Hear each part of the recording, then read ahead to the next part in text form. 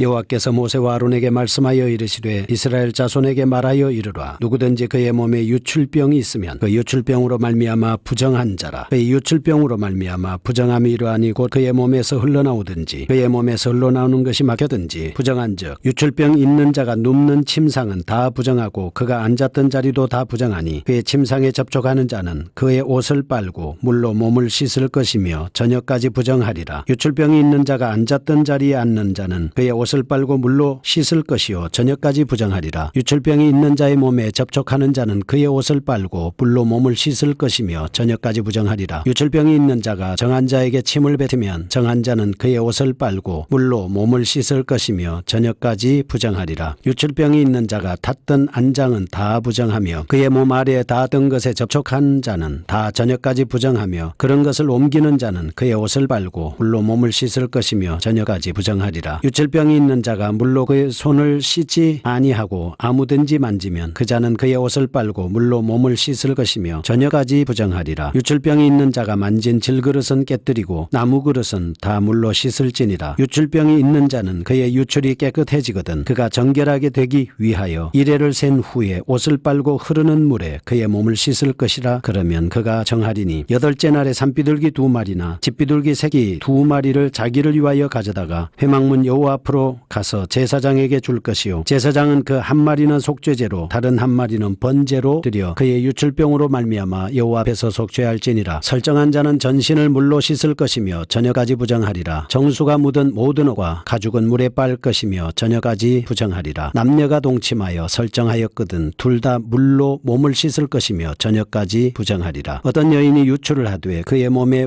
그의 유출이 피이면 이래 동안 불결하니 그를 만지는 자마다 저녁까지 부정할 것이요 그가 불결할 동안에는 그가 누웠던 자리도 다 부정하며 그가 앉았던 자리도 다 부정한즉 그의 침상을 만지는 자는 다 그의 옷을 빨고 물로 몸을 씻을 것이요 저녁까지 부정할 것이며 그가 앉은 자리를 만지는 자도 다 그들의 옷을 빨고 물로 몸을 씻을 것이요 저녁까지 부정할 것이며 그의 침상 위에나 그가 앉은 자리 위에 있는 것을 만지는 모든 자도 저녁까지 부정할 것이며 누구든지 이 여인과 동침하여 그의 불결함에 전염되면 이래 동안 부정할 것이라. 그가 눕는 침상은 다 부정하니라. 만일 여인의 피의 유출이 그의 불결기가 아닌데도 여러 날이 간다든지 그 유출이 그의 불결기를 지나도 계속되면 그 부정을 유출하는 모든 날 동안은 그 불결한 때와 같이 부정한즉 그의 유출이 있는 모든 날 동안에 그가 눕는 침상은 그에게 불결한 때의 침상과 같고 그가 앉는 모든 자리도 부정함이 불결한 때의 부정과 같으니 그것들을 만지는 자는 다 부정한즉 그의 옷을 빨고 물로 몸을 씻을 것이며 저녁까지 부정할 것이요 그의 유출이 그치면 이레를 센 후에야 정하리니 그는 여덟째 날에 산비둘기 2마리나 집비둘기 새끼 2마리를 자기를 위하여 가져다가 회막문 앞 제사장에게로 가져갈 것이요 제사장은 그 한 마리는 속죄제로 다른 한 마리는 번제로 드려 유출로 부정한 여인을 위하여 여호와 앞에서 속죄할지니라. 너희는 이와 같이 이스라엘 자손이 그들의 부정에서 떠나게 하여 그들 가운데 있는 내 성막을 그들이 더럽히고 그들이 부정한 중에서 죽지 않도록 할지니라. 이 규례는 유출병이 있는 자와 설정함으로 부정하게 된 자와 불결기에 앓는 여인과 유출병이 있는 남녀와 그리고 불결한 여인과 동침한 자에 대한 것이니라. 16장 아론의 2 아들이 여호와 앞에 나가다가 죽은 후에 여호와께서 모세에게 말씀하시니라. 여호와께서 모세에게 말씀하여 이르시되 내 형 아론에게 이르라. 성소의 휘장 안 버게 위 속죄소 앞에 아무 때나 들어오지 말라. 그리하여 죽지 않도록 하라. 이는 내가 구름 가운데에서 속죄소 위에 나타남이니라. 아론이 성소에 들어오려면 수송아지를 속죄제물로 삼고 순양을 번제물로 삼고 거룩한 세마포 속옷을 입으며 세마포 속바지를 몸에 입고 세마포 띠를 띠며 세마포 관을 쓸지니 이것들은 거룩한 옷이라. 물로 그의 몸을 씻고 입을 것이며 이스라엘 자손의 회중에게서 속죄제물로 삼기 위하여 수염소 2마리와 번제물로 삼기 위하여 수양 1마리를 가져갈지니라. 아론은 자기를 위한 속죄제의 수송아지를 드리되 자기와 집안을 위하여 속죄하고 또 그 2 염소를 가지고 회막문 여호와 앞에 두고 2 염소를 위하여 제비보되 한 제비는 여호와를 위하고 한 제비는 아사셀을 위하여 할지며 아론은 여호와를 위하여 제비 뽑은 염소를 속죄제로 드리고 아사셀을 위하여 제비 뽑은 염소는 산제로 여호와 앞에 두었다가 그것으로 속죄하고 아사셀을 위하여 광야로 보낼지니라. 아론은 자기를 위한 속죄제의 수송아지를 드리되 자기와 집안을 위하여 속죄하고 자기를 위한 그 속죄제 수송아지를 잡고 향로를 가져다가 여호와 앞 제단 위에서 피운 불을 그것에 채우고 또 곱게 간 향기로운 향을 2 손에 채워가지고 휘장 안에 들어가서 여호와 앞에서 분향하여 향연으로 증거계 위 속죄제를 죄를 가리게 할지니 그리하면 그가 죽지 아니할 것이며 그는 또 수송아지의 피를 가져다가 손가락으로 속죄소 동쪽에 뿌리고 또 손가락으로 그 피를 속죄소 앞에 7번 뿌릴 것이며 또 백성을 위한 속죄제 염소를 잡아 그 피를 가지고 휘장 안에 들어가서 그 수송아지 피로 행함같이 그 피로 행하여 속죄 위와 속죄소 앞에 또 백성을 위한 속죄제 염소를 잡아 그 피를 가지고 휘장 안에 들어가서 그 수송아지 피로 행함같이 그 피로 행하여 속죄소 위와 속죄소 앞에 뿌릴지니 곧 이스라엘 자손의 부정과 그들이 범한 모든 죄로 말미암아 지성소를 위하여 속죄하고 또 그들의 부정한 중에 있는 회막을 위하여 그같이 할 것이요 그가 지성소에 속죄하러 들어가서 자기와 그의 집안과 이스라엘 온 회중을 위하여 속죄하고 나오기까지는 누구든지 회막에 있지 못할 것이며 그는 여호와 앞 제단으로 나와서 그것을 위하여 속죄할지니 곧 그 수송아지의 피와 염소의 피를 가져다가 제단 귀퉁이 뿔들에 바르고 또 손가락으로 그 피를 그 위에 7번 뿌려 이스라엘 자손의 부정에서 제단을 성결하게 할 것이요 그 지성소와 회막과 제단을 위하여 속죄하기를 마친 후에 살아있는 염소를 드리되 아론은 그의 두 손으로 살아있는 염소의 머리에 안수하여 이스라엘 자손의 모든 불의와 그 범한 모든 죄를 아뢰고 그 죄를 염소의 머리에 두어 미리 정한 사람에게 맡겨 광야로 보낼지니 염소가 그들의 모든 불의를 지고 접근하기 어려운 땅에 이르거든 그는 그 염소를 광야에 놓을지니라. 아론은 회막에 들어가서 지성소에 들어갈 때 입었던 세마봇을 벗어 거기 두고 거룩한 곳에서 물로 그의 몸을 씻고 자기 옷을 입고 나와서 자기의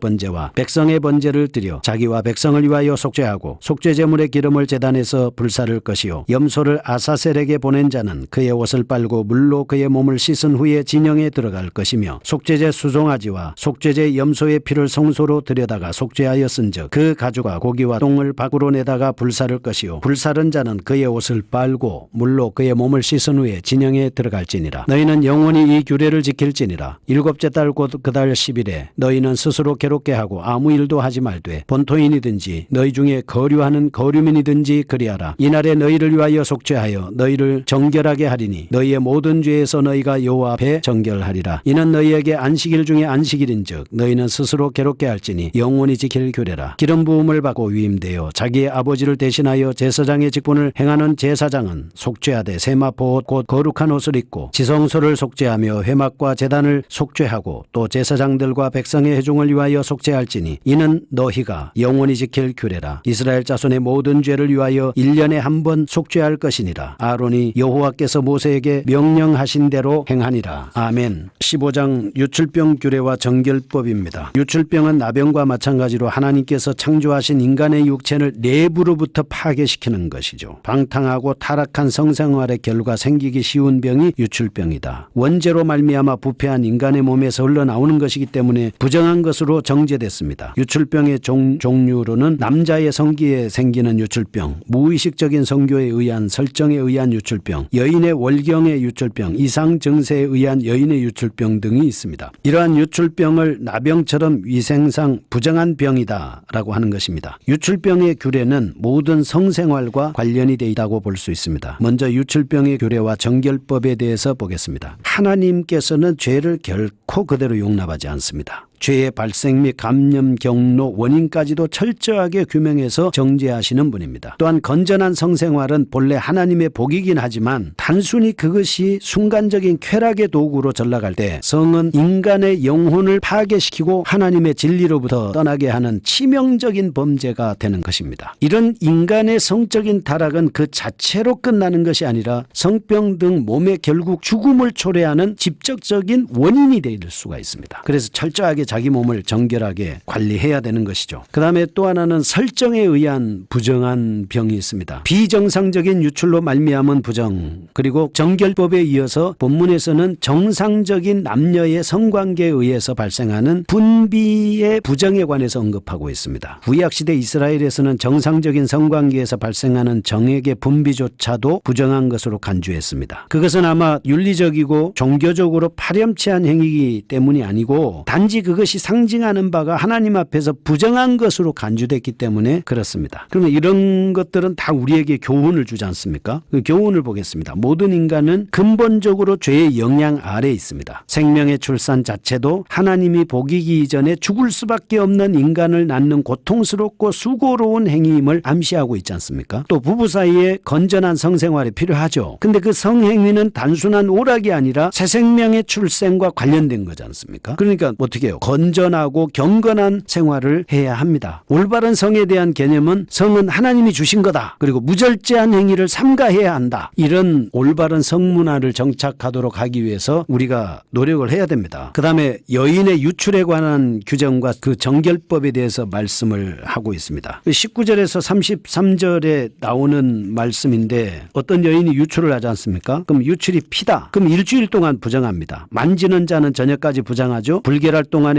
누웠던 자리도 부정하고 앉았던 자리도 부정하고 침상 만지는 자도 옷을 빨고 물로 몸을 씻어야 되고 저녁까지 부정하고 그가 앉은 자리를 만지는 자도 옷을 빨고 물로 씻어야 되고 저녁까지 부정하고 그의 침상 위에나 앉은 자리에 있는 것을 만지는 자도 저녁까지 부정하고 누구든지 동침해서 불결함이 전염되면 이래 동안 부정하고 눕는 침상 다 부정하죠. 여인의 피의 유출이 불결기가 아닌데도 여러 날 간다든지 불결기를 지나도 계속되면 부정을 유출하는 모든 날 동안은 불결한 때와 같이 부정하죠. 유출이 있는 모든 날 동안 그가 눕는 침상 그를 만지는 자 유출이 그치면 이래를 센 후에 또 정하게 되죠. 8잔에는 산비둘기 2마리나 지피둘기 새비 2마리를 자기를 위해서 가져다가 회막문 앞 제단 제사장으로 가져가고 속죄제로 번제로 하나님 앞에 드려서 속죄를 해야만 이게 깨끗해지는 거예요. 그러니까 이 유출병에 대한 규례와 설정함으로 돼 부정한 자의 규례와 불결기에 앓는 여인과 유출병이 있는 남녀와 그 불결한 여인과 동침한 자에 대한 규례가 지금 15장에 나와 있는 겁니다. 그럼 16장을 보겠습니다. 대속제일의 규례입니다. 나답과 아비후가 죽은 사건이